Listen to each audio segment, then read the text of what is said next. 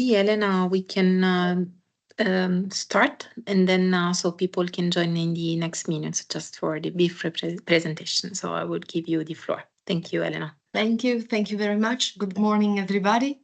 Thanks for joining this webinar, and thank you to the speakers to support and to promote this webinar. It's an important phase, let's say, because as everybody knows, greenwashing continues to pose significant challenges, and it's important. It's a crucial issue to address this greenwashing issue, and it's crucial to build trust and transparency in the bio-based industry. That's why we organized this webinar, this training webinar. It's organized by two projects, STAR4BBS, with the support of a SUSTCERT4BIOBASED project. And the webinar will provide an in-depth exploration of the European latest legislation on greenwashing, and it will also offer practical insights into how standards and research initiative can shape to the future of a sustainable bio-based industry. We can move to the next slide with a very oh, sorry, I haven't shared my screen, Cristina. I was thinking you were doing it. Sorry for that. I'm doing it, no problem. Okay, no, it's because we see it's okay. So we can move to the next slide, sorry for that. And the next one, because I started already with this. So this is the agenda for today. I will simply introduce this webinar, then we will go into some details about understanding the legislation, the EU legislation addressing greenwashing, and a special analysis of the bio-based fashion materials field which focuses on a specific way to approach a methodology which can be a weapon against greenwashing. Then we will move to the presentation of the bio-based CERT cluster, and finally we will have a final discussion and final remarks. For what concerns, we can move to the next slide, sorry, thank you. Just a few words about the STAR4BBS project, which is Sustainability Transition Assessment, and it's a project which assesses rules for bio-based system, and it aims to maximize the potential of sustainability certification schemes and labels to support a successful transition to a sustainable bio-based economy, assessing the effectiveness of these labels and certification schemes, robustness and credibility. The issue is the fact that there's a lack of transparency and harmonization, and this makes quite difficult the comparability across products for the consumers. The aims of the project are also, if we can move to the next slide, thank you. The objectives of the project starts from the analysis of existing certification schemes and level, then goes through the evaluation of the global trade flow, and it moves to the development of indicator and a monitoring system, which then should help us to determine the impact of certification schemes and level, and finally provide some recommendation for policy makers in order to adopt robust certification schemes and labels approaches. The SUSTCERT4BIOBASED project is a project which deals with the sustainability of certification for bio-based system. It aims to develop a monitoring system, once again, to assess the effectiveness and robustness of existing certification schemes and labels. So it's quite in line, of course, with what is under development for STAR4BBS project. And the idea is that the European Commission is strongly supporting standardization of certification schemes for bio-based systems, and the idea is to help and support the acceleration to a transition to a sustainable economy. And this project is, we can move to the next slide. Okay, the project aims to develop, the main objective is to develop a monitoring system which assesses the effectiveness and robustness of existing certification schemes and labels, identify cost and benefits for the adoption of these certification schemes and labels, and then identify also best practices and recommendations to share with the key stakeholders. And through these actions, the project will also support the harmonization of the system requirements. So once again, it's an issue of harmonizing and finding a common solutions and agreed solution. Then improve, the aim is also to the improvement and adoption of sustainability certification schemes and level, and finally contribute towards a circular, climate neutral and sustainable bio-based industry. Across to these aims and the main project objectives for both projects, it's important to focus on the fact that the standardization can really be an important support to move forward a more harmonized approach. So I think I can leave the floor to the first speaker. So I will leave the floor to Margot Legalou, who will guide us through the context of the legislation, European legislation context related to greenwashing. Thank you very much. Thank you very much, and thank you for the invitation. Here you are. Thank you. Yeah. I'm gonna stop sharing my screen.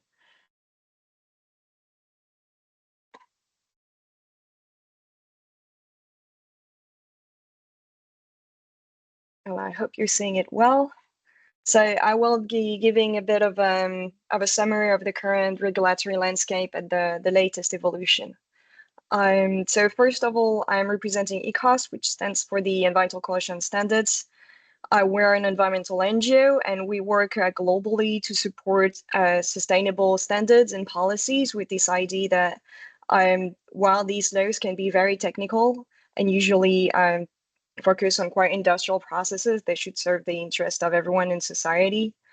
And so for that, we work with our network of members. We have about 60 members, mostly in Europe, but also a little bit outside, and experts. So why claims matter, I thought it was important to give you a bit of background of why are we doing all these regulation at the moment. The thing is that there's a lot of products on the market that do carry an explicit green claim. That's the majority of them, actually. And the problem is that of these 76% of products with a green claim, half of the claim are misleading, unsubstantiated, or inaccurate, according to studies done by the European Commission. And the thing is that if you ask consumers what they think of this, 70% of them, at least in Europe, think that claims should be independently verified, and 35% think that is already the case. So what this means is that not only do we have claims that are absolutely false on the market, but consumers have this assumption that they have been verified by a public authority, or at least by someone independent, before they arrive on the market. So we have a big trust problem at the moment, with people no longer being able to actually trust what they're seeing, and this can hamper their decisions to actually buy sustainable product, because they don't know what is actually sustainable or not, especially when it costs a little bit more. From a company side, the main problem is that the ones who suffer the most are the sustainable businesses, the ones who do invest or improve their processes. They suffer from unfair competition by the companies that do not do anything to change their processes, but spend a bit more money to do a lot of marketing and greenwash themselves.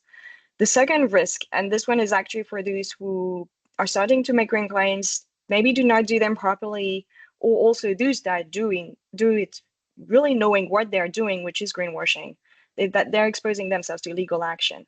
What we've seen in the past few years is increasing legal action when it comes to greenwashing, and that's also one of the reasons why there is a bit of legal harmonization at the moment, because different authorities in the EU were applying it a bit differently. But we've had cases, for example, on the use of mass balance for fiber content. So I'm quoting here a couple examples that I thought would be relevant for the bio-based sector, because these are practices that are often used and that can lead to claims. And these claims have to be made properly, otherwise you can expose yourself to fines.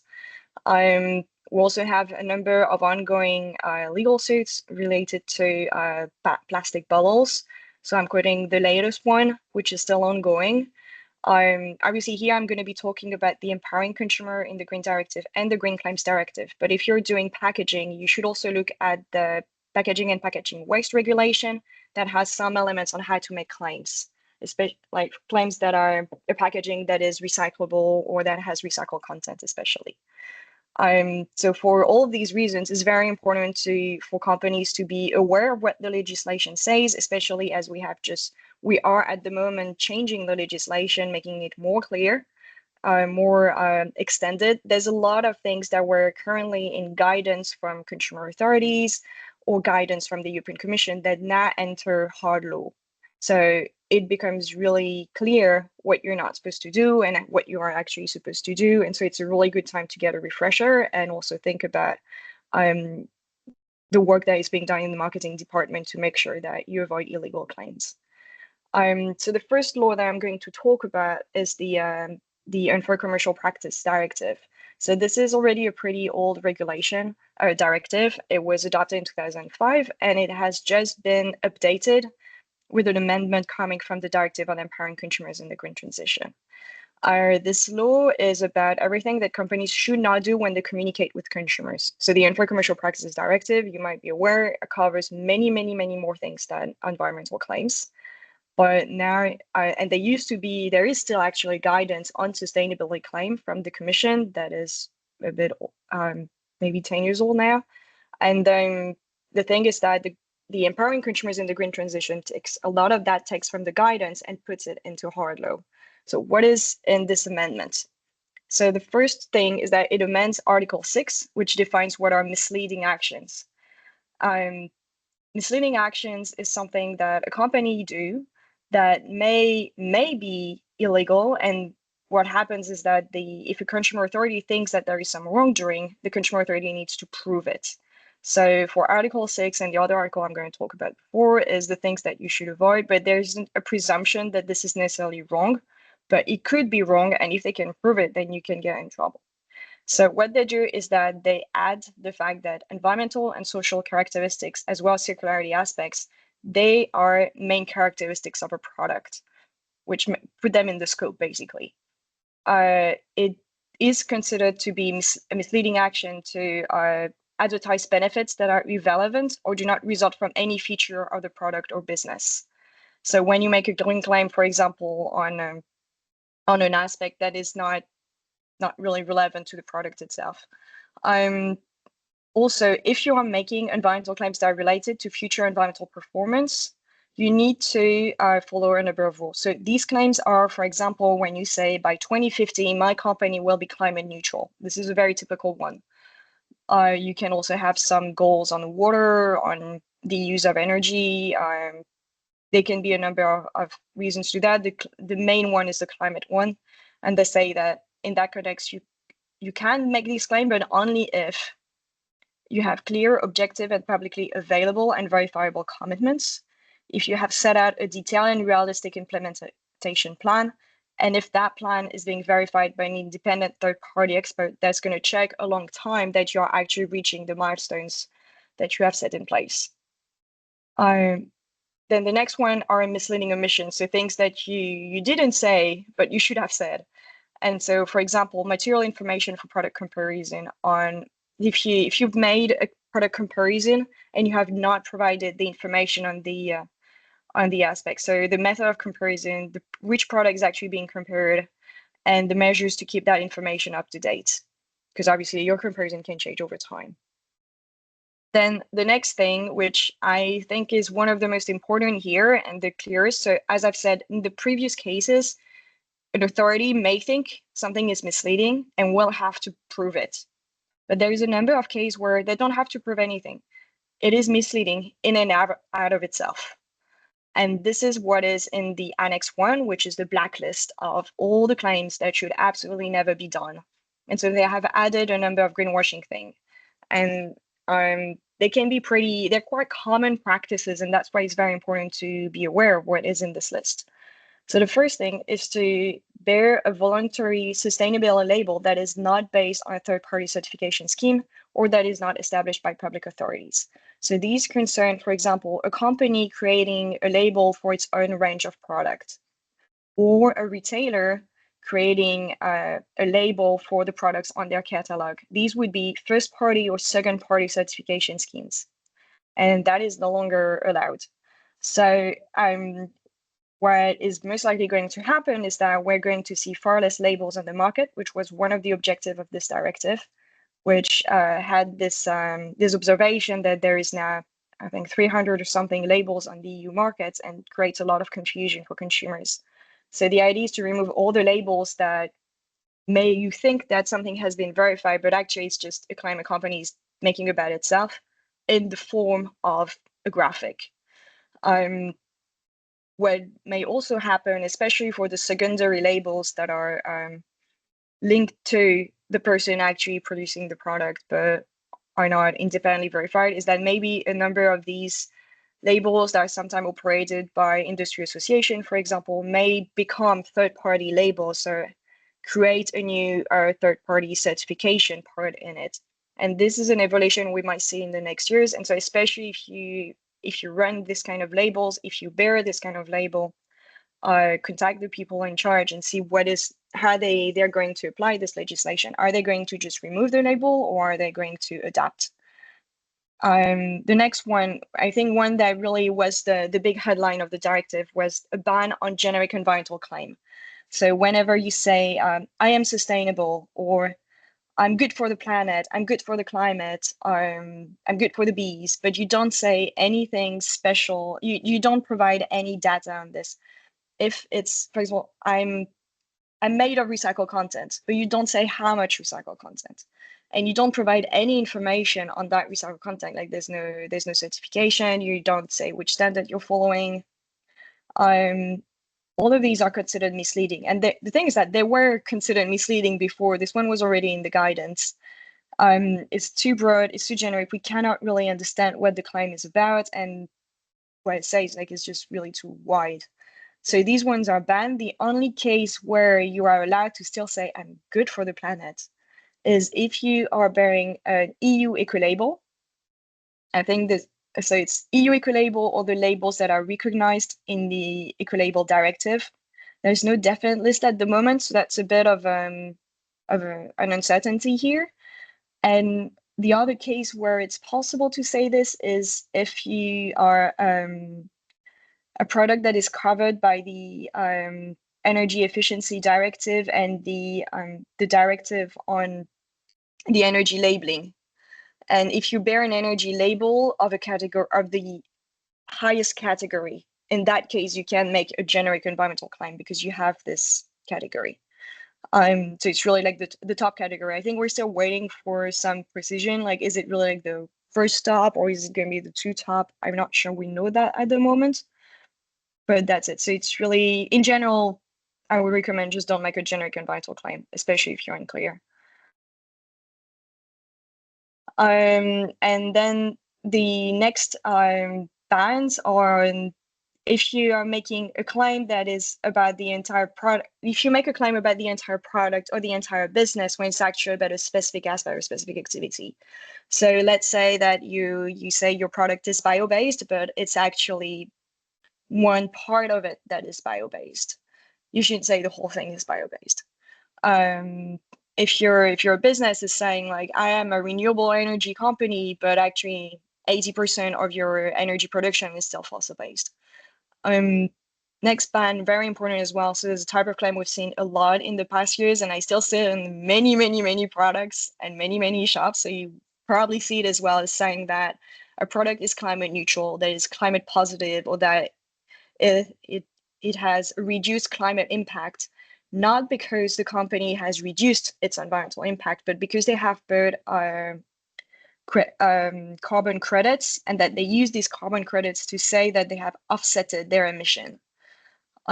So when these claims are made at the product level, so let's say my computer is carbon neutral, which is actually something I used to see on my computer. There was a label saying carbon compensated or CO2 compensated, something like this.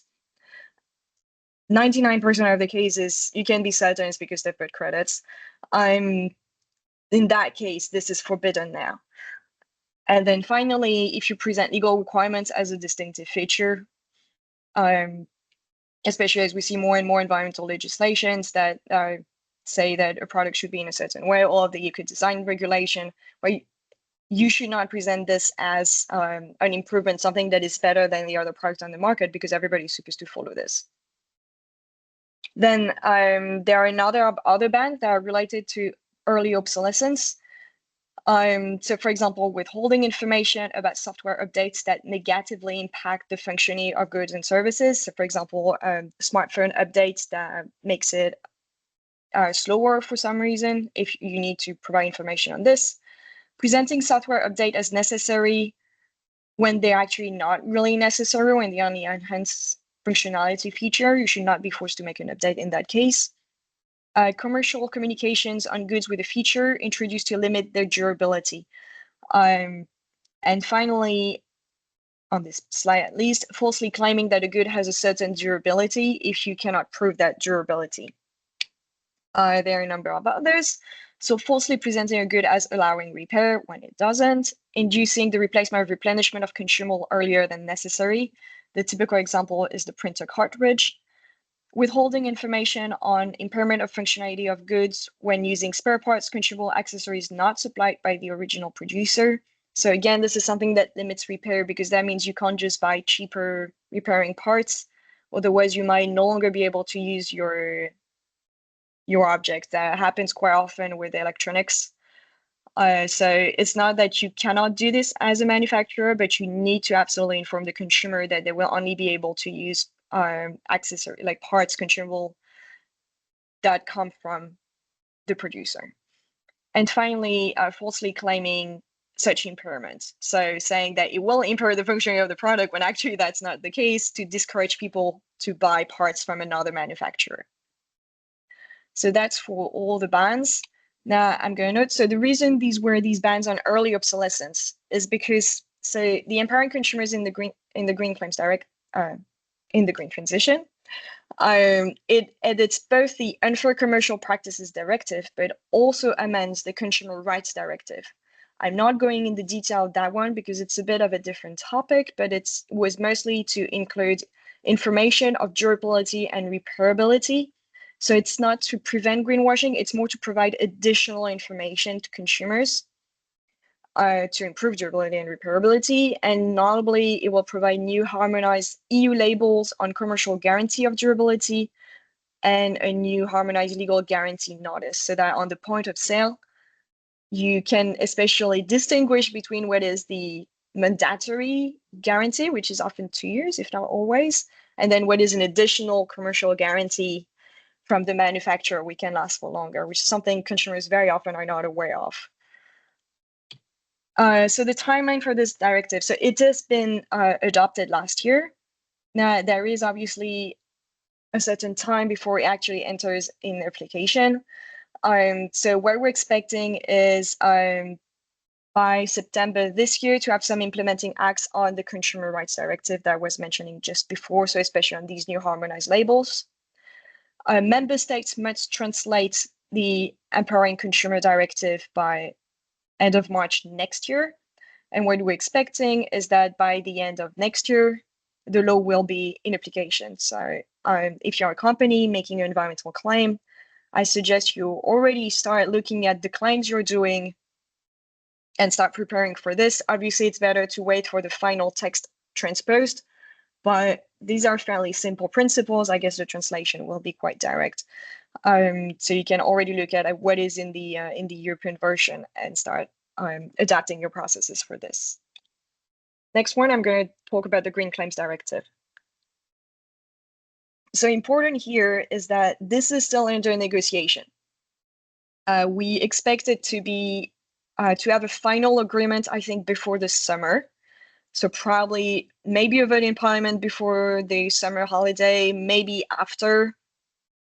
And then same thing for entry into actual application. It's gonna need to be transposed, where the exact timeline is actually under negotiation, but it might take an additional 2 years.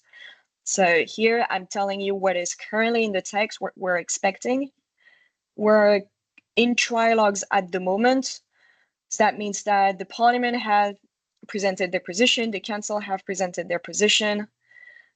A lot of the text might still change, especially on the details. And so I'm telling you what is the situation right now, but I would say hold your horses, don't run on this already. If you're a company making claims, this is still a moving target.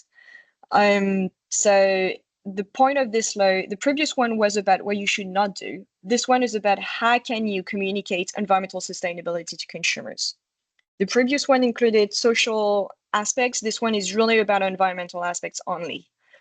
It introduces key rules for the substantiation and the communication of claims. So notably the fact that companies may be able to prove their claims. It defines what is a good environmental claim, notably that it should be relevant from a life cycle perspective. So you shouldn't make an environmental claim about a tiny bit of your product that actually isn't the part that has the most impact.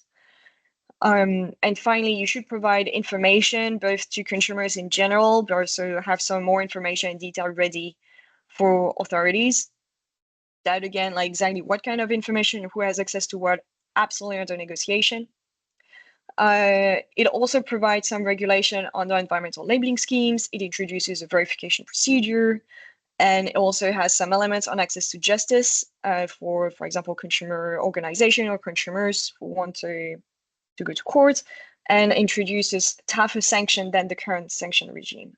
I'm going to go a little bit more in detail to give you a bit more information. So the big principle is that claims must be substantiated. And finally, compared to the previous system, is that it tells you how to substantiate them so that you know exactly what you're supposed to do.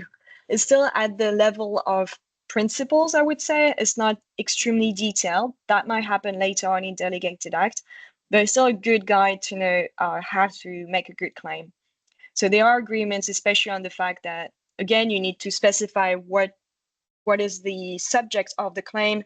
Is it a part of the product? Is it the whole product? Is it part of the company operations or the whole operation? You need to demonstrate relevance from a life cycle's perspective. So as I said, especially, for example, let's say you are producing plastic bottle for single use. You want to say that you have 10% recycled content in it. That is great, but that is hardly sufficient considering that most of the impact comes from the production side, or the littering side, and the fact that it's a single-use item. So the relevance might not be there. But that's the principle, like demonstrate relevance. What does that actually mean? Where is exactly the target? It's not properly defined. And also you need to take into account all the environmental aspects or environmental impact that are significant when you want to assess the environmental performance. That's especially if you're making claim based on a life cycle assessment. You should not omit impacts that are actually important. Or if you are making a claim about your product, but you're based on, for example, a life cycle assessment, but your main impact is the microplastic release, and that is not covered in the life cycle assessment methodology, where you've forgotten something that is really important, and that might make your claim misleading. And finally, you need to demonstrate that you're going beyond legal requirements. So it's not only that you should not make a claim that at the presenting legal requirements as a bonus, you should really demonstrate you're going beyond legal requirements. For labeling schemes, I thought that could be relevant, especially considering the topics of the projects that are organizing the event today. So again, like one of the reasons why we're doing this legislation is because you have a proliferation of environmental labels on the EU market, that not all of these labels are actually very strong, or they're not necessarily very representative. They might not be very transparent on how they're, like, what are their criteria, what are the objectives, how have they developed these criteria, who has been involved in the development, who can actually access this scheme and bear the label? Are they limiting entry to only members of an association, or is it open to everyone? There's currently a lot of unknown there. And so the point of this article on labeling schemes is to raise the bar, to make it a bit more strict. Although my feeling also from discussion with labeling schemes is that these labeling schemes that are the most famous, that are the most robust, they're already doing all of what is written on the slide. So first thing is have some transparency on the governance, the objective, and the criteria of the label. Second, avoid the exclusion of SMEs. So it shouldn't be prohibitive in terms of cost to access, for example. That's a key thing. There should be consultation of stakeholders to develop requirements to ensure the robustness and the relevance to society. This is wording that I believe is under negotiation, but the idea is that it shouldn't be a small group of experts writing the criteria. Especially, it should not be a small group of experts from a limited number of companies in one sector writing the criteria. It should involve academia, it should involve civil society. It should make sure that the label is actually relevant to society and not just benefiting some actors in one sector. That is also a matter of competition, obviously. It should have a complaint and dispute resolution mechanism in case there are issues between a certificate holder and the scheme, but especially a procedure for non-compliance by certificate holders. What we see sometimes is schemes that are awarding certificates. So at the moment of awarding it, they do check the documentation sent by the companies, but then they do not follow up and then do not check that the company over time still respects the requirement of the scheme and let the company still bear a label that they actually should not be bearing anymore. So you need to have this procedure to monitor the companies, how they're using the label, and especially when they are misusing your label, which is very important. That's why a lot of schemes already have this, but some do not do any verification. And finally, there is a verification procedure on the rules for the creation of new labels. So the thing is that I don't remember if I have a slide on this. No. Yes, it's a little bit after, but basically one of the big addition of the Green Claims Directive is because at the moment you make a claim, you write your claim, you put it on your products, you put the product on the market. A consumer authority may later find that your claim is misleading and start a procedure against you. That means that all the controls happen after the problem has arisen, after you've done your claim, after greenwashing has happened. And this is quite problematic, and that's the reason why we have so many greenwashing cases, because consumer authorities simply do not have the resources to deal with this. So what the Green Claims Directive is doing is that it's introducing a verification procedure before claims actually put on the market. So if you're a company making a voluntary claim, you will have to go through a verification procedure with independent verifiers. Most likely it will be the kind of certification companies that already are in the market. That's it. And this will happen as well for labeling schemes in a bit of a different way. So schemes that already exist right now will have a period of time to go and get verified and get authorized on the market. There will obviously be a transition period. And once they will have this certificate of conformity, I think it lasts for a number of years. I wonder if at some point it was 5 years that was between the text. I think this is still under negotiation. And then there might need to be a renewal, just like any labeling scheme is supposed to update their criteria over time. So this is, for this reason, it needs to be renewed over some time. But then that's for existing labels. For new labels, if someone wants to create a new label on a new topic, they will have to. So again, this comes back to this issue of proliferation of labels. The idea is to limit the creation of labels for a topic for which there is already a label. And so this is very much under negotiation, what exactly are going to be the rules, but they want to limit the creation of labels that duplicate work. So they will need to justify that they have added value. I think one of the main differences, for example, if it's a label that a member state wants to create, or maybe another public authority, maybe at the regional level, again, under negotiation, it will be a bit easier for them. Voilà, and this verification is really just to check that they are applying the criteria that are presented on the slide, so everything that is in the law. So now, for things that are still under discussion, that's why I didn't have a slide on the verification procedure. It is very much under negotiation at the moment. It was the big headline of the commission. Now they are obviously, considering the times we're in, a lot of talks about simplifying it, making it easier, faster, and we do not know at this stage what shape it will take.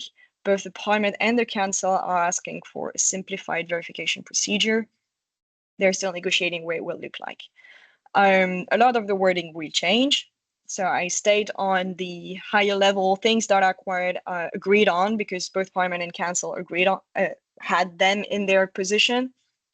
The climate claims, there is a lot of discussion on how to make climate claims of future performance, so target at 2050 kind of thing. Also had to use carbon credits at the trader level. So in UCPD, it's at the product level. But when it is at the trader level, this is very much under discussion. This is a very heated debate. We'll probably see the result only at the very end of the trilogue, so I didn't go into the details of this.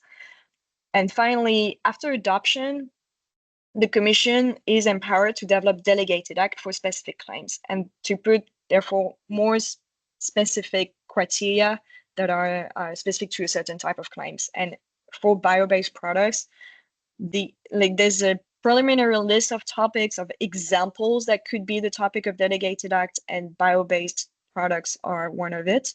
There should probably be also one on biodiversity. The first one, very, very likely, will be on climate claims, actually. So we're waiting for the law to be adopted, for the Commission to present maybe a list of priority acts. So far, they're not mandated to do this in the law, so we don't know if they will present such a list, although that would be very helpful. But that's something to look forward in the next years. It might take quite a bit of time, but just so you know, this might come. The idea is that the Green Claims Directive, as the text is now, is a bit of a first stone to develop a bigger body of legislative law and knowledge on how to make good claims. So to conclude my presentation and wrap up, I hope I'm still good on the time, or it's just you need to keep in mind is that greenwashing protects polluters, but especially prevents sustainable companies' growth. So that's why it's very important to tackle it. The economy has to win from it, not just consumers, not just the environment, but also companies actually doing the right thing. Then what we've seen in the past years is that market surveillance is actually the cornerstone here. If you do not enforce the laws, they are as good as the paper they're written on. So really hope that the verification procedure will create a system that will improve market enforcement and make it easier and cheaper. And finally, the thing is that companies need to be accompanied. They need to know how to make good claims, and that's what the Green Claims Directive, I would say, is for and should be for. And what I hope is that people see it as that as well. Is there to support companies. There's already a lot of guidance available online, but I think there's a lot of learning to be done, although we know that the biggest greenwasher, they know very well what they're doing. They're not trying to make a good thing. And my final statement would be that environmental information is not supposed to be marketing. It's supposed to be information. Think about nutritional information on food products. This is what it should look like. It's here to inform consumers, not to push them to buy more. And if you have this in mind when you draft your claims, you're less likely to do greenwashing. Voilà. So thank you very much, and I'm looking forward to the rest of the discussions. Thanks a lot, Margot. Thanks a lot. This was a very comprehensive overview of all the legislation. So we really appreciate how clear you were and how comprehensive you were in your explanation. Now we'll leave the floor to Gustavo, and then we will have some 10 minutes for the questions. So keep dropping your questions in the chat, so we will address them afterwards. Thank you. Okay. We'll share my screen. Can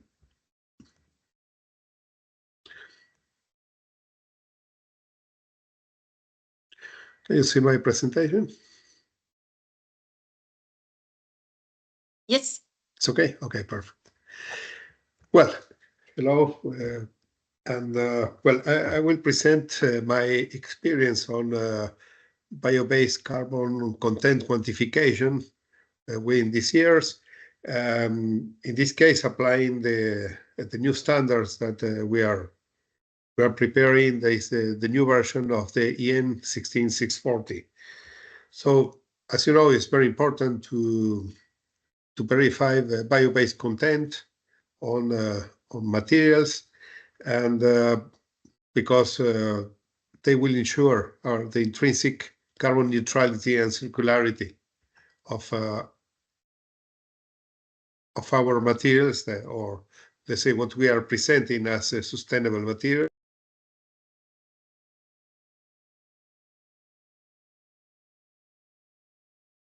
I think you are muted, Gustavo.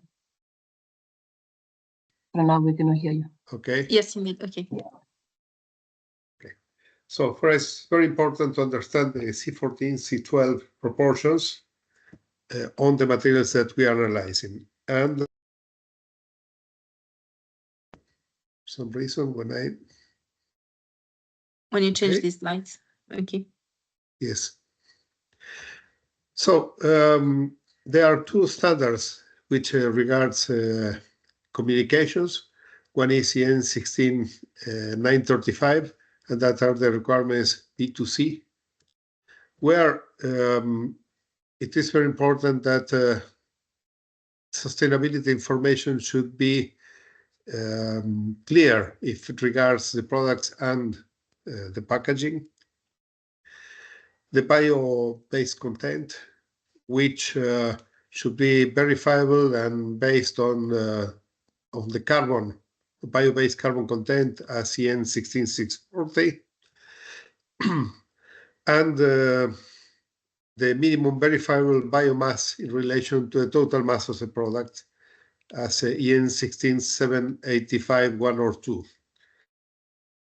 Then, this is very important, this new standard which was recently updated, is a sustainability criteria in accordance to EN 16751.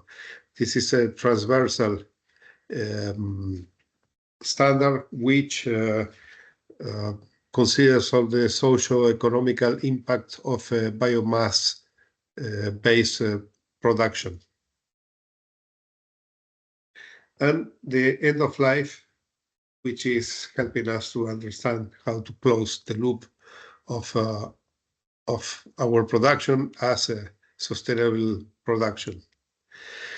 And normally, and this is very important in all these standards, LCA and other claims are put at the end.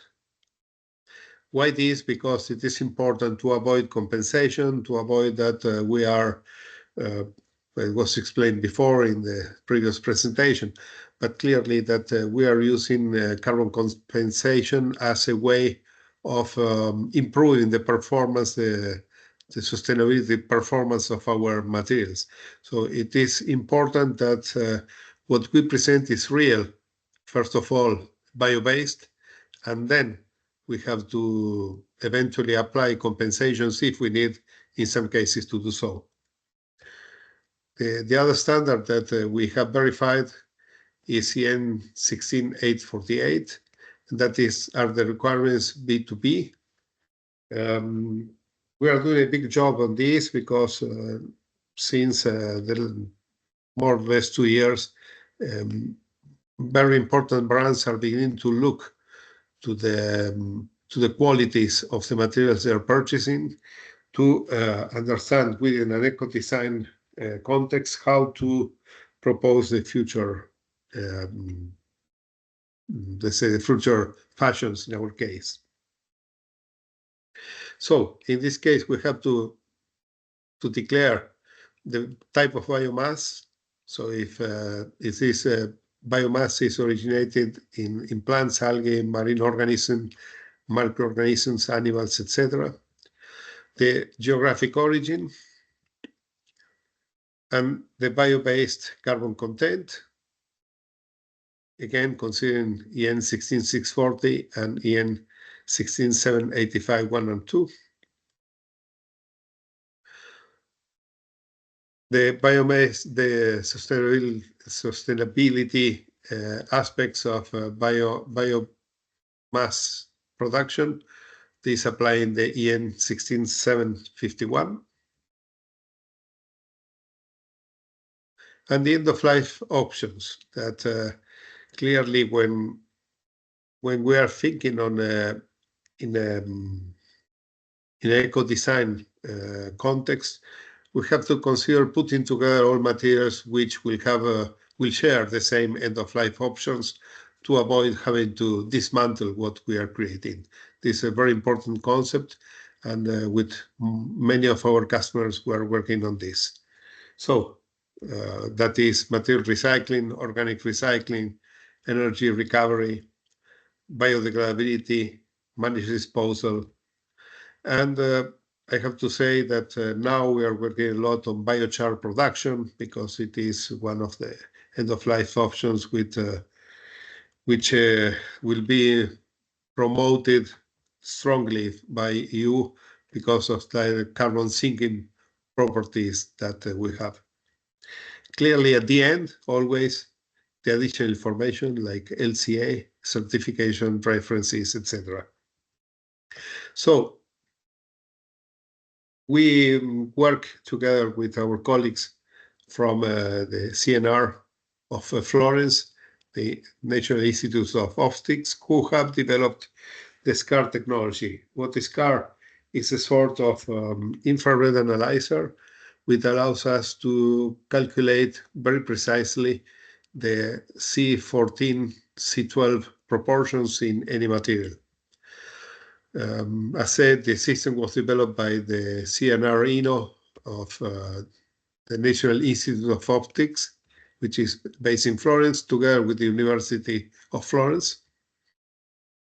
And we are presenting this system as an alternative to the AMS, so the accelerator mass spectrometry, which is really a very energivorous system when we need to analyze radiocarbon, and the LCAs, which is normally creating some unwanted waste after our tests. So eventually our paper can be downloaded by MDPI coatings. It is free. So for the scope of this project, we have analyzed different sorts of materials and elements we found in our fashion sector. We're having certain claims like eco-sustainable, cruelty-free, plant-based, vegetarian, biocircular, etc. And we wanted to understand what was the real C14 content and thus the biomass content of these materials. So we wanted to know if these materials were bio-based or they contain a certain quantity of fossil-based plastics. So, well, it was a first case, is a shoe which was presented in the market as vegetarian. So this company claims that they use no leather, feathers, skins. They don't kill any animal for making their products. That the glues also used in their shoes or bags do not come from animals. So this was the result, was 100% petrol derivate. So this was 100% fossil carbon and 0% at this point bio-based carbon. Another case was this material that is presented as a luxury plant-based material. And when we made our analysis, we found that there was just 28% of bio-based carbon, which means 72% of fossil carbon. I'm pushing a lot within our new standards, not only to declare the bio-based content, but also to declare the fossil content, because many times this is used as a greenwashing tactic. And in this case, the material is presented as a plant-based material where the plant-based probably is just 28%.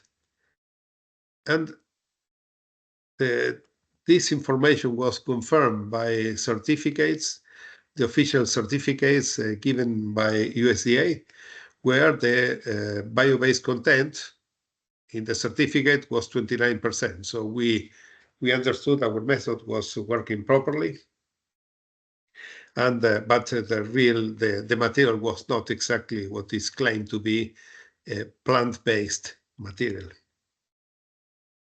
We have this case where the people who created the shoe, they wanted to put together all the offers they are in the market of let's say sustainable, and I say this between brackets, materials, and well, that was the result. So we found that, for example, some pieces of the shoe upper were made of 92% of fossil carbon, which means 8% of bio-based carbon. And another piece, this is the silver one, 74%, which means 26% bio-based. The black on the back, 70% fossil, which is 30% bio-based. And the sole, in this case, that was called recycled, and the bio-based sole was just 33% bio-based, which means 67% fossil carbon. So, well, we have seen a lot of wrong information on these claims that this company was doing regarding the sustainable qualities of these shoes. This is a case where one company is producing leather, working with a new way of tanning based on old techniques, really, because they're using vegetable tannings. And, well, in this case, even there are not claims actually in the market, the material contained, the shoe contained 12% fossil carbon only on the linings, that is 88% bio-based, and 16% fossil carbon on the shoe upper, that is 84% bio-based. Curiously, later we have work with the supplier of the plastic sole, which in appearance was 100% petrol derivate, and I was surprised it was a bio-EVA made with 92% biomass content, which means that even many plastic materials which are coming to the market may have a very high biomass content with really excellent performance and results. This is a case of very famous German shoes, okay? And where the leathers they were using contain just 11% of fossil carbon, which means 89% bio-based carbon. And, well, we made the project to support the traditional vegetable tannings.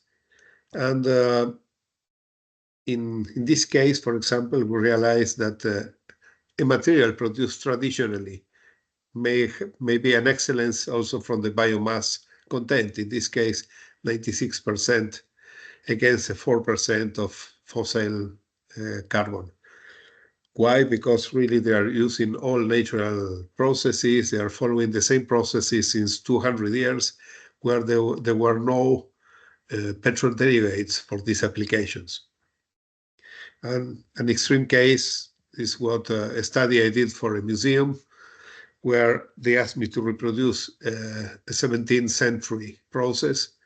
So I work only with natural products as they used to do at that times, and I achieved my 100% bio. Well, after making all these studies, this is what we found. So that most clearly synthetic materials are on the 0 to 20%. Vegan alternatives, even though they are presented as highly sustainable, they contain maximum 45 to 50% bio-based carbon, but in most cases, they're very close to zero. Coated leathers, they're intermediate, so normally between the 40 and the 60%. Mixed fibers, we find a lot of materials. Now we're doing a very big work on textiles where, there are very interesting cases we found where materials which were produced or suggested, like, for example, polyamides, which can be done from biomass or from petrol. Even textile companies are having difficulties to know the truth of what they're buying. Now, with this system, we are able to certify exactly the quantity, the proportion of petrol biomass that these mixed materials contain. Well, leathers, which are normally from the 55 to the 100%, and especially vegetable tanned leather, wool, and cotton, they were on the 100% near. Thank you very much. Thank you, Gustavo. Thanks a lot. So we have now some time for the questions. I see that there are some questions in the chat. These are directed to Margot. I don't know if, Margot, you had the chance to read them. The first one is from Jenny. Perfect. You can read them, please. Yeah, thank you. The first question is from Jenny, and she's asking what is the relation with the label based on the Renewable Energy Directive? Yeah, so on that one, I'm not a specialist of the RED directive, so I hope what I'm going to say is accurate. My understanding is that in RED, it sets probably things like criteria, but not governance. So labels, even though they're based on the RED directive, they will still, in any case, I think they're not an exception. So in the first article of the Green Claims Directive, there's a long list of exceptions. And so you can check if the RED is in it. If it's not in it, then that means that the Green Claims Directive applies. And so they would have to adapt to follow it and follow the authorization procedure as well. Perfect, thank you. Then we have another question always from Jenny. She's asking what is with the already existing accreditation schemes like ISO 17029 or ICL? So here is a similar answer. I think I know more ICL than 17029. I would assume that companies that are already following the whole code from ICL are quite likely to be fine with the Green Claims Directive, although there might be some discrepancies. So that's also something to be checked. I know that ICL is very active on the topic, and probably they'll be providing guidance to their members. For ISO 17029, I'm not familiar enough to comment on it. Maybe, Elena, do you want to add something on this ISO? Yeah. The ISO 17029 is an international standard which applies to any organization, so it's worldwide use, and it is used for certification bodies. That means certification bodies which needs to be accredited officially by accreditation body, and it's linked to the conformity assessment, which for claims in general. So it's a general principle related to conformity assessment, and it refers to any kind of activities carried out by certification bodies. It is based on what is called the quality infrastructures, which is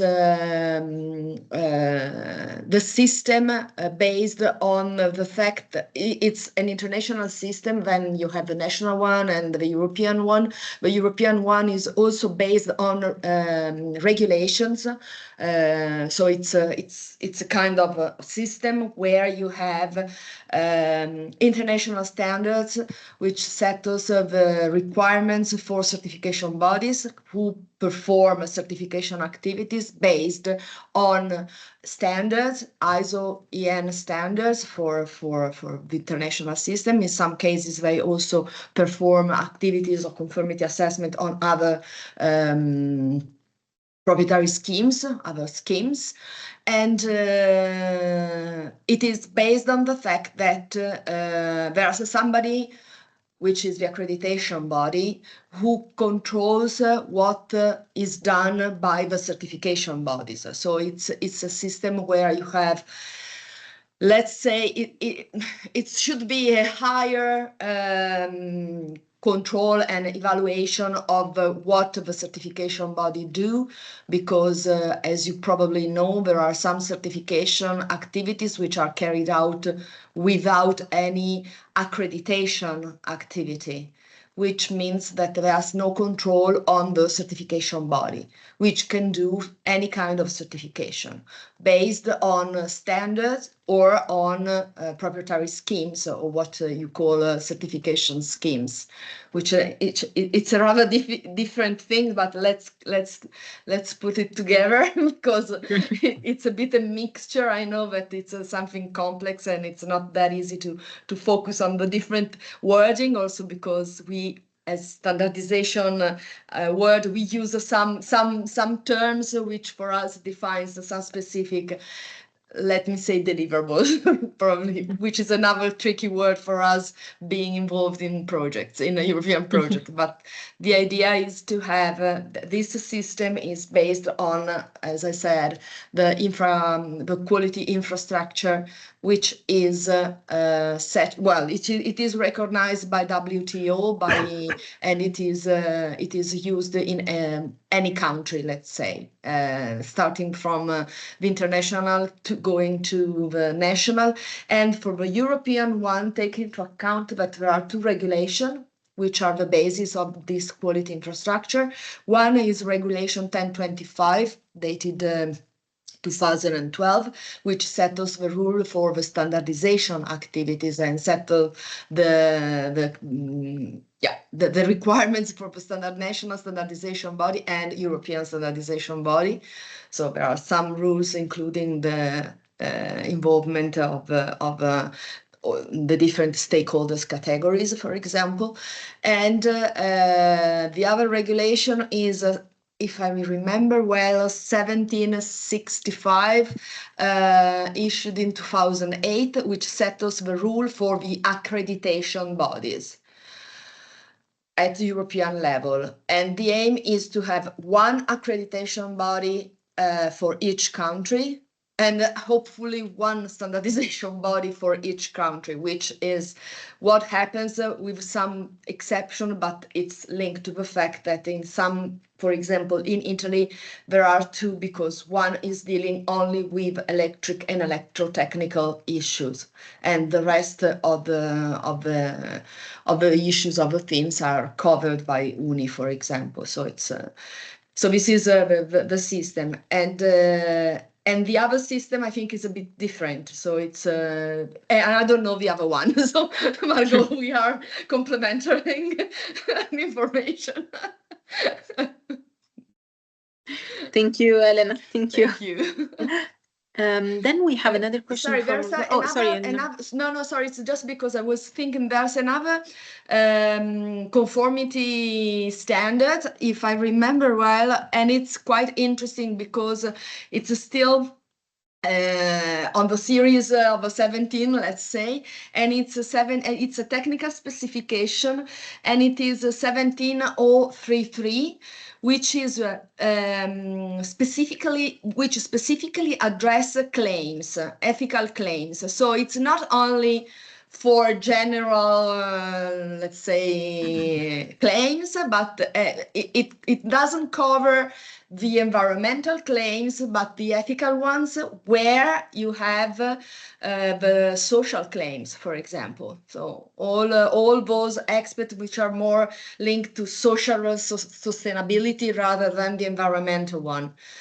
And this one is also quite interesting. Is 17033, and it's an ISO standard as well, and it covers part of the whole picture, let's say.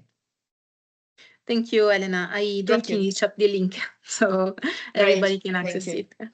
Then I will spend other few minutes on the further two questions. One is for Margot.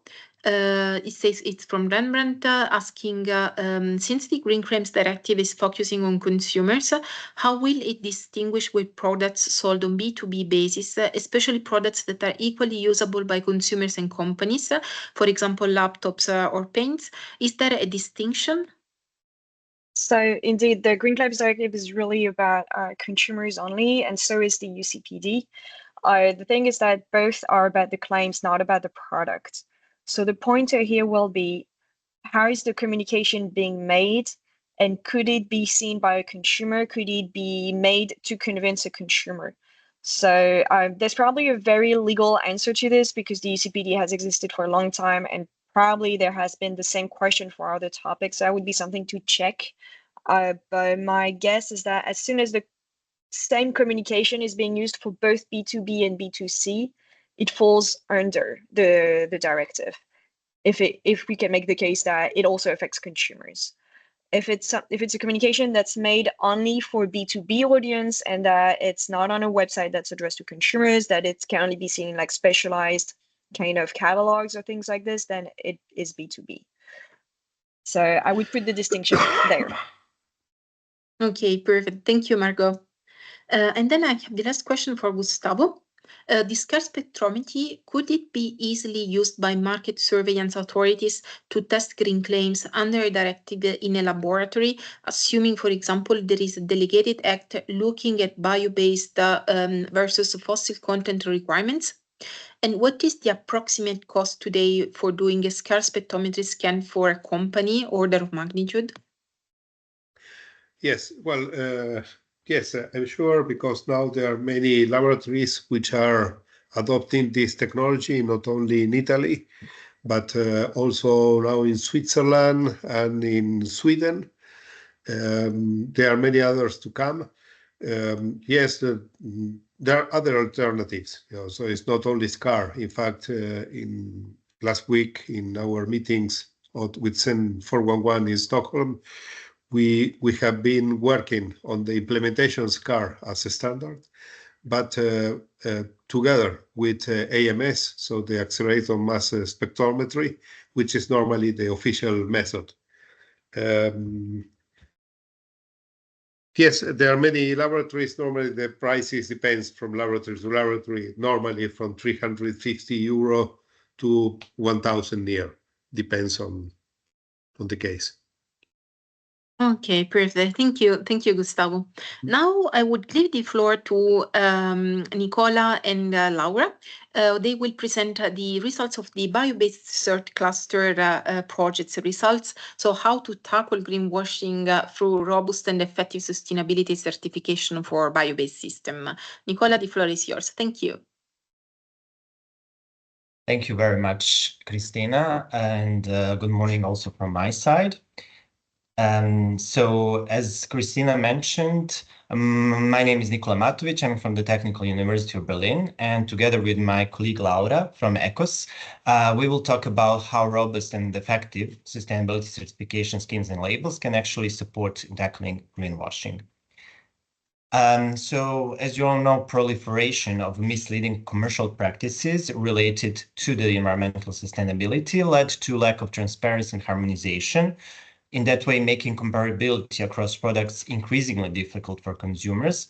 As we heard earlier, the Green Claims Directive proposal, or the GCD, aims to prevent misleading environmental claims and the widespread greenwashing in the way that it aims to make sure that sustainability claims are credible and verifiable. So it requires companies to provide some kind of evidence or transparency and also third-party verification for the claims. It also applies, as we heard, to all voluntary sustainability claims made to consumers in the EU. And aligning certification schemes with GCD can actually increase trust and market value for certified products, according to our research. And this is where our cluster fits in. So 3 sister projects, as you can see here, those are SUSTCERT4BIOBASED, STAR4BBS, and Harmonitor. They are all funded under the same Horizon call, 6 for Zero Pollution, International and EU Sustainability Certification Schemes for Bio-Based System. They joined forces together, forming a project cluster named Bio-Based Third. So this cluster actually works together in the implementation of very different joint activities, of which the central one actually includes the development and implementation of a joint monitoring system for effective and robust certification systems for the bio-based product. As you know, we are witnesses of proliferation, as I said, of different sustainability labels and schemes on the market, but their effectiveness actually varies, requiring a structured monitoring approach. Thus, the monitoring system that we jointly developed, called Bio-Based Cert Monitoring Tool, or BMT, and as an abbreviation, is being developed to assess the robustness and this effectiveness of sustainability certification schemes and labels. It actually evaluates certification schemes at 3 levels to ensure both credibility, transparency, and the effectiveness. And those are, as you can see here, system level, which tackles the governance, transparency, assurance mechanisms, among other things. Then the content level, it tackles the indicator. It contains the indicators that are actually assessing sustainability aspects such as environmental, social, economic, and circular. And finally, we have the outcome level, which captures the real-world effectiveness, let's say, the impact of certifications in long term for ensuring sustainability. And these 3 levels together ensure comprehensive evaluation of the schemes and labels, and they contain also like evaluation mechanism to interpret the results. So we actually not only developed this monitoring system, but we also conducted pilot auditing with 9 selected schemes and labels, and the results will be soon also publicly available. Now we would concentrate more on the system level. In the case of this monitoring tool, system level represents operability requirements. We can call it actually a backbone of the monitoring system because it covers categories such as governance, scheme management, standard setting, assurance, traceability, and claims. For us, a strong system level is the one that ensures that the certification schemes and labels operate fairly, consistently, and transparently. Because, for example, if there is a weak governance or lack of oversight, that can undermine the trust in these claims, in certification claims overall. So the system level addresses the process behind certification rather than just the criteria or the impact of the schemes and labels. And the principles that are contained within this key, let's say, key areas or key categories are, for example, scheme scope and objectives, governance structure, stakeholder participation, complaints and dispute resolution mechanism within the governance and scheme management category. Then we have a standards content and structure, some standard setting processes, and standards consultation, again, in the standard setting category, assurance system, conformity assessment, and CABs, conformity assessment bodies, as well as auditing, principle and oversight mechanism in the assurance, and the chain of custody traceability system, claims and product labeling policies, and some specific claims principle of consequences of their misuse and the minimum percentage. So these are current principles, although this is still ongoing process of developing this level as well as the other levels of the system. And as part of our previous work, where we had developed minimum criteria, those are criteria that are like need to have or must indicators for every scheme. We actually performed one benchmarking exercise where due to their relevance of we chose 2 directives to benchmark against the system level principles. Those are the Green Claims Directive, as you can see here, and also the RED 2, because the later one was actually selected as it already puts in legal framework the requirements for biofuel and biogas applications, and it mostly covers insurance and chain of custody, for instance. You can see that most of the principles relevant for these 2 directives were fairly covered. Actually, when you also see what is covered by both of them. There is exception of the standard setting of some of the principles and most of the principles, and also some within the scheme management principles, which are typical for labeling schemes. And this can actually help us emphasize where existing legislative framework can go beyond. For instance, what Margot also mentioned in, for example, delegated acts that will cover specific claims. So robust system-level indicators align with key Green Claims Directive requirements, mostly in Articles 8, which is requirements for environmental labeling schemes, and Article 10, verification and certification of the substantiation and communication of environmental claims and environmental labeling schemes. So it can ensure both like transparency and credibility. Both BMT system level and the Green Claims Directive emphasize independent verification of claims, clear information on governance structures, and inclusion of irrelevant stakeholders, as well as claims substantiation. But many robustness principles, as I said already, reflect the main goals of the directive. But if we strengthen system-level indicators in the schemes, in the certification systems, they themselves can serve as reliable tools for companies needing to comply with the Green Claims Directive proposal.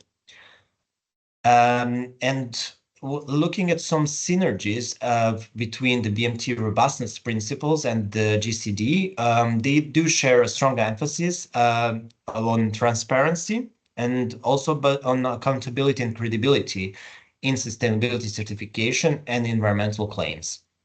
So both of these frameworks promote openness about the objectives, decision-making processes, financial reporting, for instance, ownership structures or information on the ownership. This can ensure that stakeholders actually have clear insight into how certification schemes operate. BMT's system-level indicators further reinforce the key Green Claims Directive requirements, such as ensuring the impartiality and competence of conformity assessment bodies, or the CABs, as I mentioned before, third-party verification, and the regular updates to maintain reliability.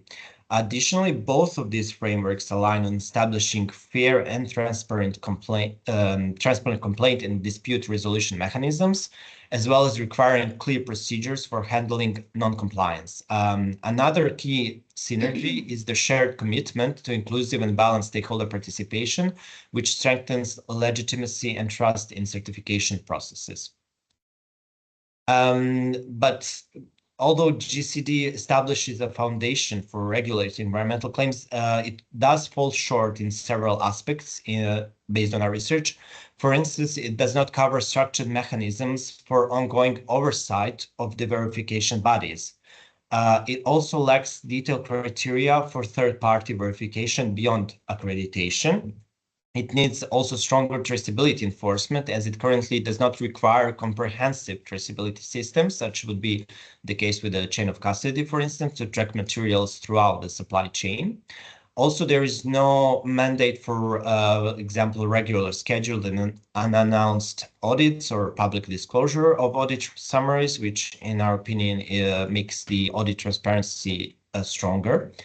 Furthermore, it lacks a systematic monitoring and evaluation framework, as I mentioned, to track long-term impacts also of certified claims, but also to tackle non-compliancy. And finally, it does not define mutual recognition criteria for harmonizing, for example, standards between environmental labeling schemes. That was one of the things that was currently that worries many environmental labeling schemes. So bridging the mentioned gaps by integrating and complementing best practices from the BMT, in this case from the system level, with the Green Claims Directive proposal, we think it would further strengthen companies' credibility, prevent greenwashing, and ensure harmonized environmental claims. As it can be referred from everything also that was said before, not just from my side, but also from the previous speakers, industry actors may use these certification systems to avoid greenwashing accusations and also to comply with the EU laws. This can actually lead to a clearer path to the compliance with the GCD that can reduce regulatory risks for the companies. Also, stronger consumer trust that leads to increased market value for sustainable certified products, but as well as the aligning with the regulatory expectations that will enhance market acceptance and the reliability of the products of the companies.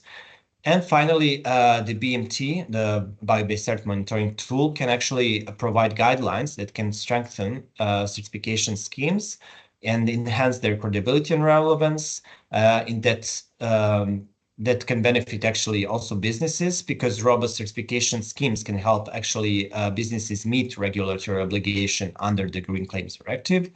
That can also benefit policymakers alike, because the businesses are benefiting if they are covered, of course, by the certification.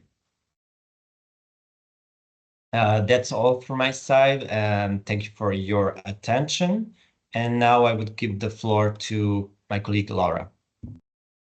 Yes, thank you, Nicola. So I will only briefly talk about the content level of the BMT and how it relates to the Green Claims Directive. And as you could see from Nicola's presentation, the Green Claims Directive is much more linked to the system level than the content level. But I'll give a brief overview in any case. And next slide, please, Nicola. So just as a reminder, the content level is basically setting out criteria and requirements for what certification schemes require from operators that wish to be certified. And how the content level of the BMT is structured is that first there is a so-called minimum backstop, as you can see at the top of these tables, which is called compliance to laws and regulations. What this means in practice is that if a scheme does not require an operator to comply with applicable laws and regulations, well, we don't really even assess the rest, because automatically that means that is not a credible scheme from our perspective. But the rest of the criteria and requirements are split into 4 categories. So we have environment, social, circularity, and economic. And under these, we have different so-called principles or subtopics, such as biodiversity, climate change, healthy and safe working conditions, waste management, and fair business practices. Next slide, please. So that was a very quick overview at the content level, and just to give some pointers of what could be the synergies between the BMT content level and the Green Claims Directive.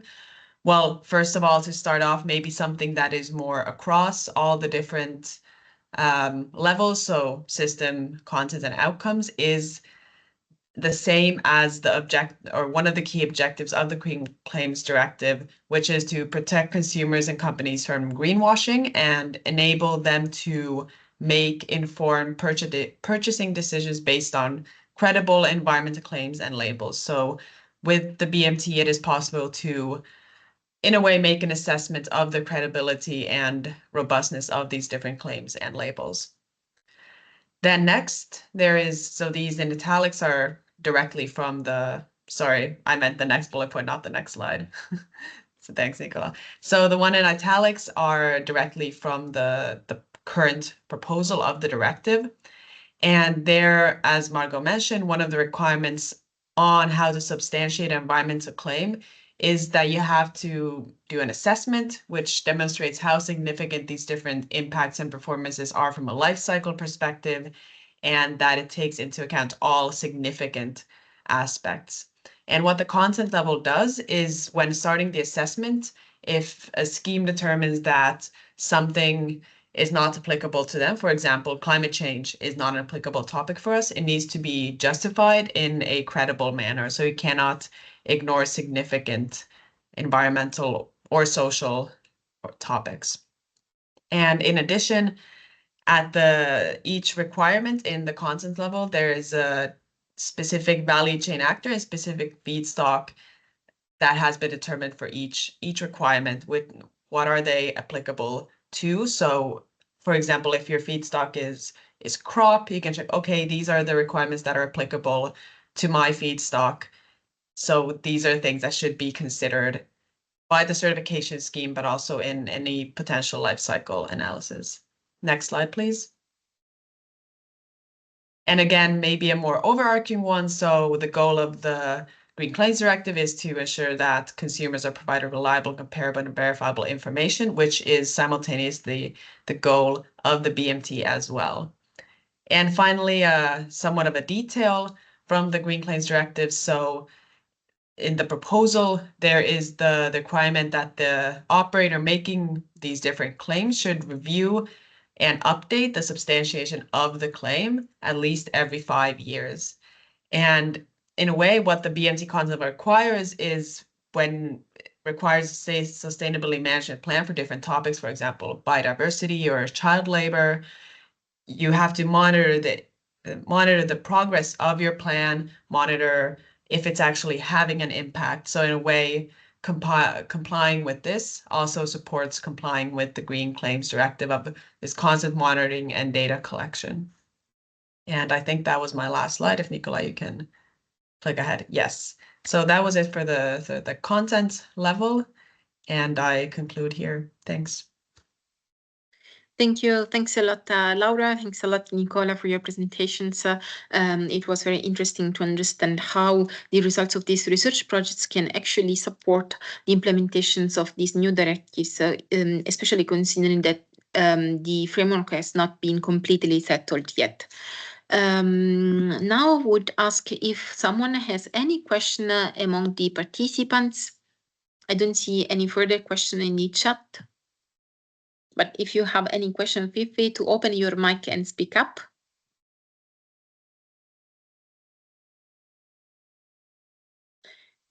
Okay, so I would make some. Oh, please. A question, which is when will there be another webinar to present the results of the BMT? Luana, do you want to answer? Yes. Hello. Yes, thank you for your question. So we have different upcoming events. There will be one, for example, on the 8th of April, organized by 3ECO and BioReserve, where we are invited and we will present applicability of the BMT, somehow like the idea of doing a web-based tool based on the BMT. Then we have the final conference of the cluster. It's going to be in Brussels on the 13th of May, from 9 to 6, so the all day. If you would like to join, it's going to be only a physical event. We don't think we're going to be an hybrid event on that. And then we are going to have other events later, because the two projects we end the end of May. Our project for BBS will go for 3 more months. So we're going to have, I think, another webinar organized by UNI, also together with BioReserve, if I'm not making a mistake. We don't have the date yet, but we're thinking about June. Yes. Yes, in June. And then we might still have another panel event that can also be online, where we present then the web-based tool finalized, because we're still now in the process of designing this. And because currently the BMT includes like the 3 levels, and we have like an Excel-based tool.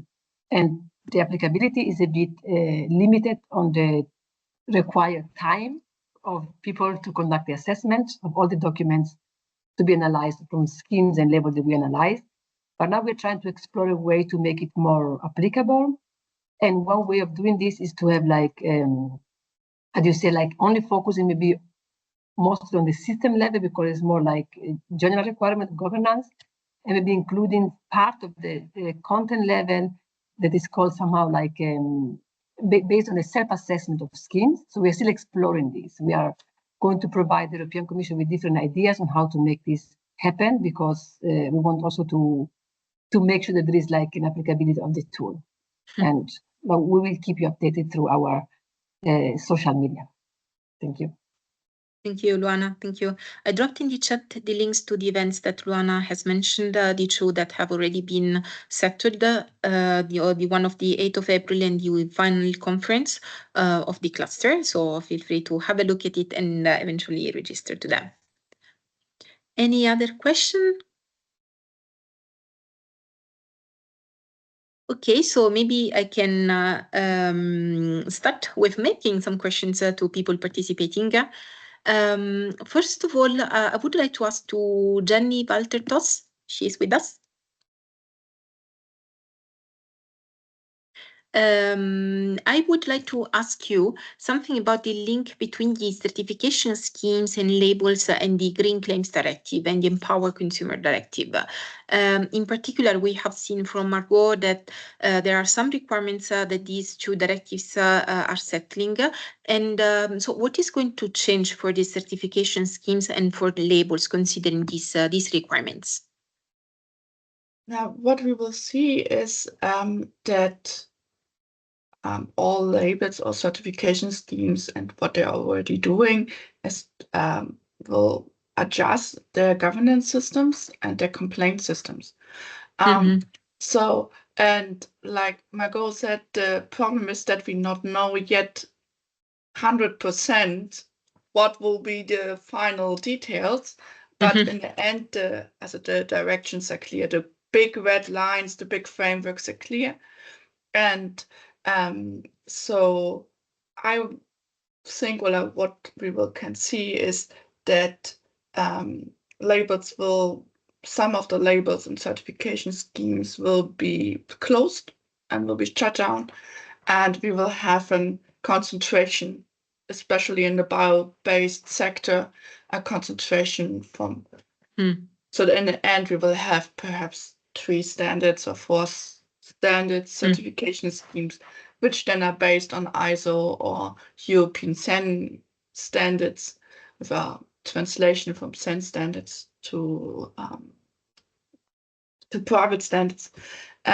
So in the end, the market will be the certification market will be much more concentrated, and we will see more robust labels and certification schemes. The really interesting development is in companies already stopping to use certain claims, especially in Europe, and that they are discussing to also stop certifications or labels.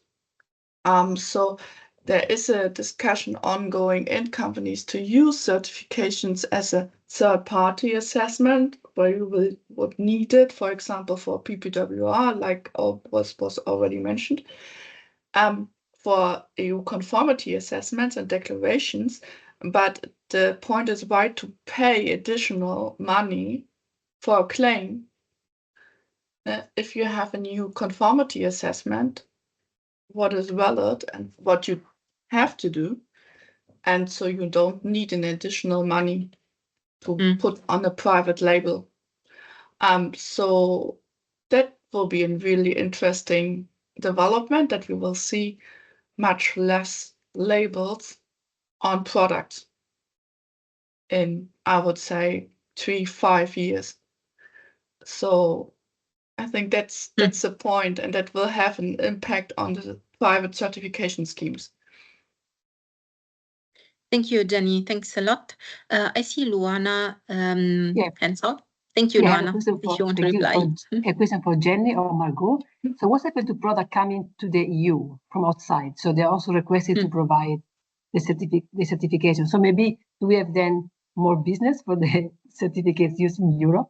I don't know what will be there? Like, I don't know. We have also here some schemes owners. I've seen from the list of participants. I don't know if you want to say something like, I don't know, I'm curious to know what will happen to the products coming from the EU, outside the EU. For sure, they need to be also following the same rules, of course. So they're going to be getting the certification outside before coming to the market.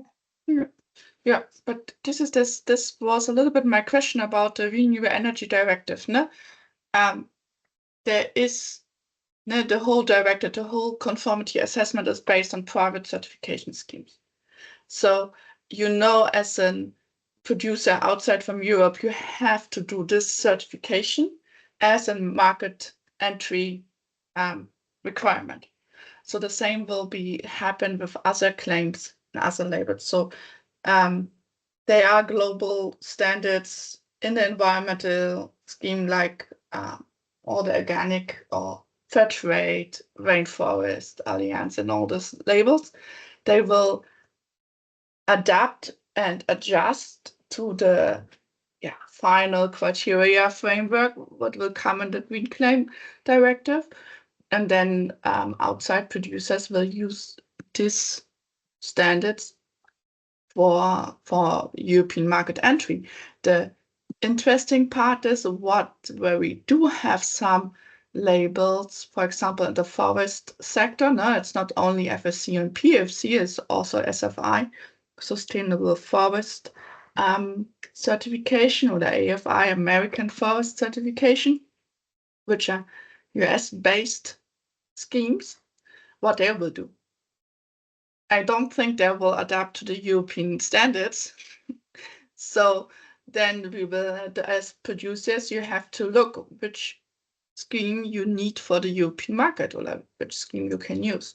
But in the end, it will be a few big labels, big standards, and not this what we have now, such a very jungle of labels and claims. There will be a clear concentration process happen. Thank you. I mean, the question is the cost, no? Also, what you said before, Margot, you said ensuring the accessibility to small companies on the cost side. So what's going to, I don't know what's going to happen with that, like for the SMEs, with the cost of certification, because it's very high, actually, the cost of certification currently. So I don't know how they can ask for the certification that is like, it's good to be asked for that, but also on the other side, how do we make sure that the companies can achieve, can pay for that? For the consumers at the end, they will pay for that.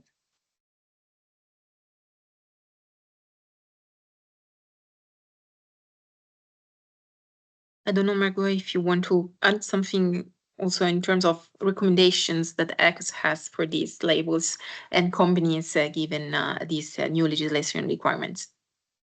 Yeah, no, I think the observations made by Luana and by Jenny are very true, and we're going to have to see how it evolves. But yeah, I think it's going to be a lot about what is the cheapest way will be to go through the official verification scheme. Will it be cheaper to go through a certification scheme? Will it bring more added value to have a label than just going through the official verification for a company?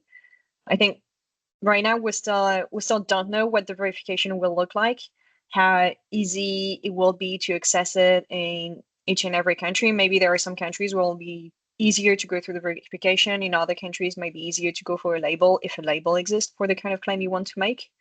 So there's still a lot of unknown there.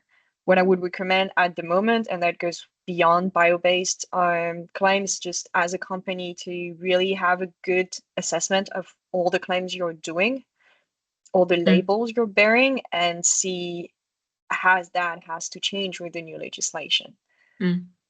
And probably there still needs to be a bit of waiting. So it's true, right now we see some companies that decide to say less because they're a bit waiting and seeing.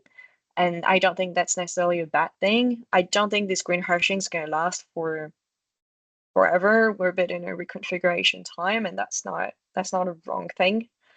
But once the system is in place and we start to see it developing and there's more return on experience from the users, there's probably going to be, things are going to change, but we need to wait. And that's why there's no point in necessarily rushing too much and thinking, oh my God, this is impossible. We'll never be able to make claims again. It's pointless. Let's stop doing sustainable improvement on our products because we can't market them and then we can't get money for it. I think it's normal that it's a bit confused at the moment, and there shouldn't be any panic. But yeah, that's probably going to take a few years. Thank you. The other thing I wanted to ask now to Elena, Gustavo, and Margot, all of you, because I mean, when we talk about bio-based, then we said that the bio-based content should be a certain amount, no? But the standard, the CEN TC111 standard says anything above 0, so that you can call the product bio-based. So bio-based products are products that can have 1% of biomass, and the standard says you can call it bio-based. So it's a bit confusing, like, for us, that we know that we work with standards.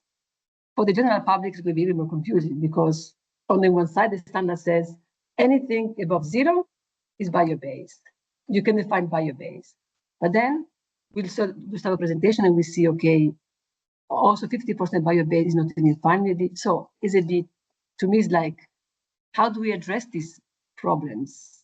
for the consumers, because it's really very complicated to. Yeah, Well, I can start, and then Gustavo, very happy to get your point of view on this. There I would say this is very much a problem of the standard. This probably is just not strict enough. And the thing is that the rule with the Unfair Commercial Practice is that you should not make an unsubstantiated claim. And saying, I am bio-based, this is unsubstantiated. You should always put the percentage.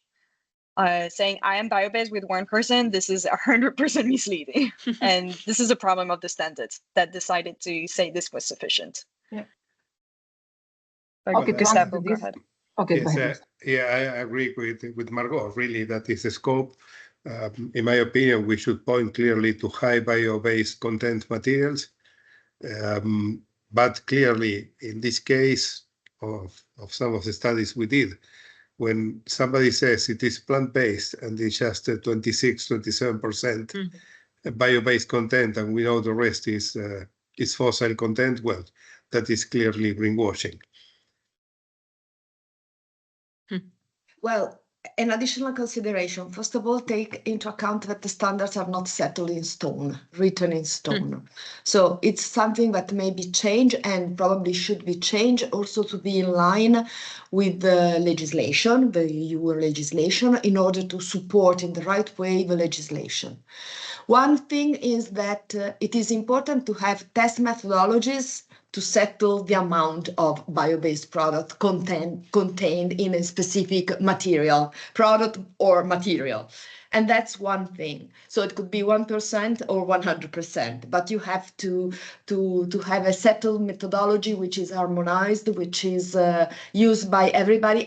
Otherwise, you cannot compare different products. So this is very important. That's why this part needs to be clearly addressed and considered. Eventually, with new standardization, with new test methodologies, because probably something more is needed. But well, the work which is under development and is done by the working group 3 of STAR4BBS is very helpful from this side. So this is one aspect, and it's more a technical aspect, let's say. Then we have the other aspect, which is what years ago, and probably this is the case of when the standard was issued, the importance was to say that when you say bio-based, it has to contain something which is bio-based. Otherwise, it's even more misleading than anything. And it was not clear the context. Now the context is clearer. The legislation is indicating very specific rules and requirements. And I think that from that side, it will be very important to support the development, the change of the content of a standard and the development eventually of new standards, maybe based on the result of a project, because of these projects, I mean, of STAR4BBS and other projects dealing with bio-based on the bio-based approach, let's say, because these inputs are very important for the standardization world to go in the right direction and take on board what is the innovative approach and the new way of considering bio-based products. So this is also very important to support the standardization system by helping us to address in the right way the identification of what can be said, what can be defined bio-based. Take into account that I know it's tricky and I know it's a bit confusing, but probably in a standard you will not be able to include the requirements unless it is really wanted by the market, and this means that all the stakeholders needs to agree, and it's an issue, and you know what I'm talking about. It will be very difficult to define that a product is bio-based if it has more than 50%, let's say, just to guess, of bio-based products. measured according to a specific methodology. That would be very, very, very, that would be a good point, but it would be very hard to do it. But well, at least we can start to align the standards according to what is the EU regulation, and that is another important point. And saying that if you are, well, it is bio-based. The definition of bio-based is the tricky issue. That is the really tricky issue. Okay, I mean, one thing, I think you all said interesting things. However, what we are missing here is like the fact that we need to incentivize innovation also for the bio-based industry. So one reason I think why they did that in the standard, there was, according to me, also understandable, is that we need to have a level playing field between fossil-based products and bio-based products. And this one is not the case sometimes. Then for me, I was involved in the discussion of the standards, and it was a bit provocative, this question. And I understand why they did like this as well, because for some products, you can have maybe a minimum content of bio-based, for others not yet, because the research behind the bio-based industry is not the same as fossil-based industry. So in a way, I think was the right decision at the moment. I see what you had said about the misleading and so on. Of course, the labels themselves, they can require a minimum requirement of bio-based. Exactly. However, there is also a need to make sure that the industry develops. Exactly. I mean, if you, in some cases, you might have some industry that are not able to work in the direction of a bio-based. In other cases, it's a mixture. In other case, well, we have so many different scenarios that is, and it's very linked to the different sectors, industrial sectors, and to the products. So the products that are sold, the B2C part is a tricky issue, and it's important to inform in the right way the consumer. But I think that it's also very tricky, the B2B, because also for the business is important to know what they are buying and what selling, probably they know, but what they are buying is important, because they may use that to declare something which might not be the right declaration, but you have the wrong information at the very beginning. So it's a tricky issue, but I think it's something we are starting to address, and to address in the right way by discussing and by exploring new approaches. Margot.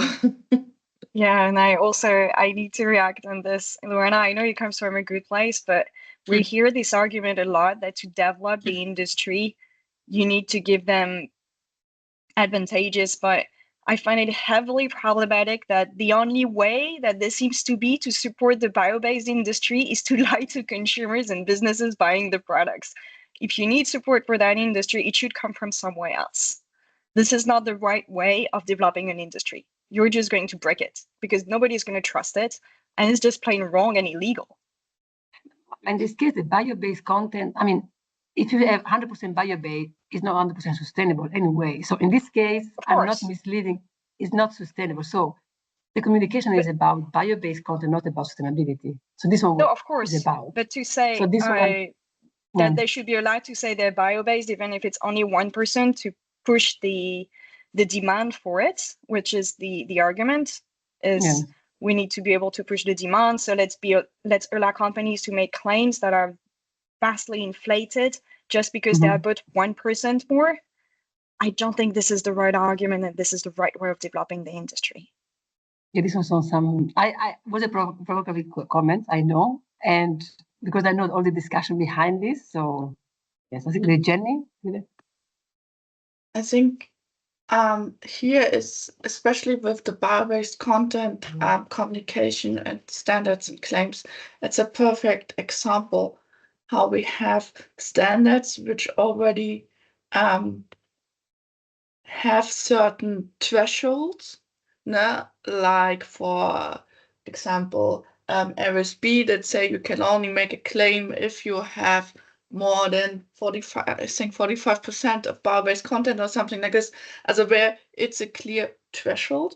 And there's also on SEN level, I think, was a standard development, how to make communication with bio-based content and bio-based claims, where you really clear have to say which percentage do you claim, yeah? And this is something, and then we have standards and labels which really, which don't have this, and you can claim it with 1%. So I think that's a perfect example why we need a green claim directive to clear this up. And it is also a nice example of how the PPWR will impact the whole discussion about claims. Here it's clearly written in the legislation that for this compostable and bio-based and recycled, there will be harmonized European frameworks, and that's it. And there will be a harmonized label for it, and that's it. So yeah, so we are now a little bit in the time in between, but it's really clear light is on the horizon. So we'll have a clear guidance in a few years. Thank you, Jenny. I think Nicola wanted to add something.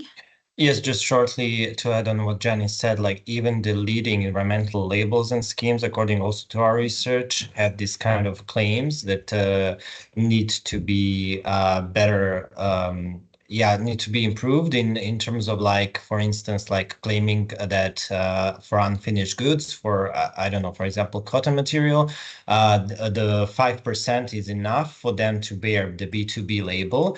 And they give the option to the companies to either declare this percentage or not, but this is like still optional. So I think there will be, like, coming back to what we said before, there needs to be some kind of revision also on the claims, at least like on the claims category of this, let's say, operability, these requirements of the schemes, including these big schemes, which will also then give us the option. I mean, I know that the mass balance system is the most used system among this traceability system of the schemes currently, and I think this should be improved, and we should strive towards, like, the segregation and identity preservation in some cases. I know in lots of sectors this is still, like, maybe not so possible, but I think that this comes, like, with this problem of using, like, the mass balance as well.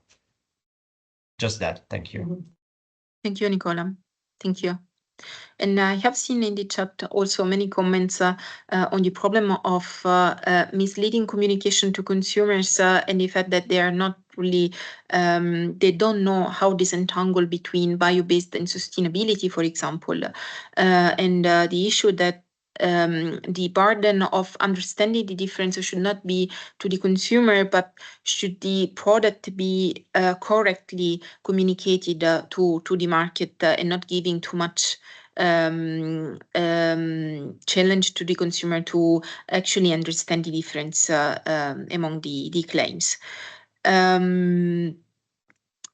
But I would say that given the discussion that we have had, there is still a lot of work to do, and I'm really happy to see how the research projects are trying also to align with the legislation's requirements and give their support in speeding up the process and understanding how things can be done through the results of their research.